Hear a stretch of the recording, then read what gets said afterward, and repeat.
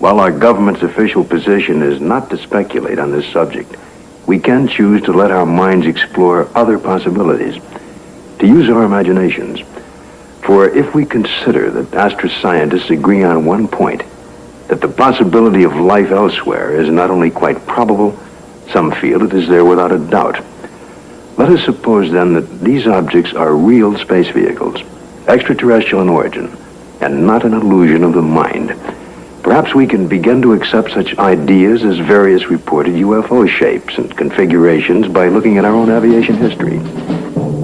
We have, in 71 years, devised dozens of aircraft shapes, from propeller-driven biplanes to lunar modules to date.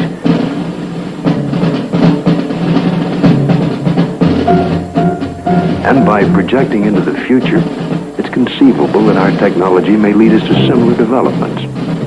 As to the UFO's behavior, if they are space vehicles, they appear to have movement in advance of our understanding of what is possible in the 20th century. But we must realize, however, it stretches our imagination. There will be a 21st and 22nd and 23rd century, where the impossibilities of today may be tomorrow's commonplace.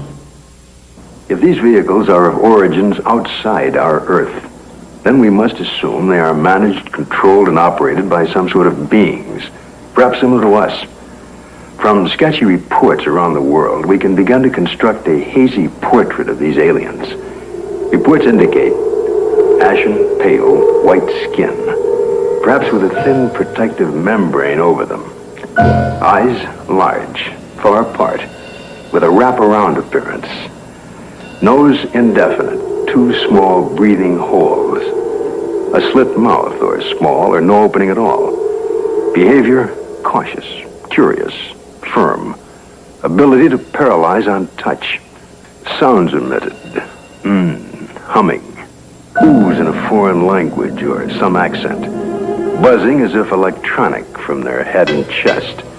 Wearing head protection or overall body protection. We just might not be scientific and technically sophisticated to the extent that's necessary in order to recognize what is the real evidence in what we have collected. I think we should also think of other possible hypotheses. Suppose there are such things as interlocking universes, where forms of matter which don't mesh with ours except under strange conditions.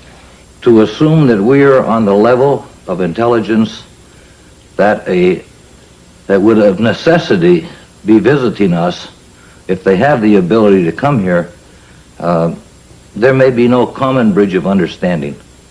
There may be attempts at communication and we don't recognize it as communication.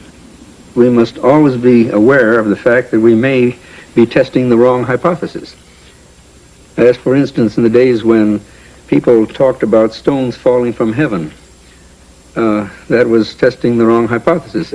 Meteorites do exist. The phenomenon exists, but they're not stones that fall from heaven. They're stones that the Earth collides with when they're in orbit around the sun. It's arrogant, egocentric, egotistical for us to think that we are the highest intelligences in the universe. I think that's completely preposterous. As far as the extraterrestrial intelligence is concerned, I believe it's out there. We have not been able to come up with a logical explanation. At least our scientists have not. The only plausible explanation that would explain all of these sightings is the theory that these could be intelligently controlled vehicles controlled by an alien species, alien to this planet.